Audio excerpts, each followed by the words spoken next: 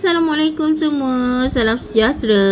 Okay, so hari ni Coach nak sharekan dengan korang macam mana kita nak tukar profile picture kita dekat kita punya page. Okay, so senang sahaja. You tekan gambar kecil ni untuk pergi ke you punya page. Okay, and then you tekan sini, gambar sini, kamera ni ataupun gambar you ni. Okay, tekan gambar ni. And then you tekan sini, choose profile picture. Okay, choose profile picture.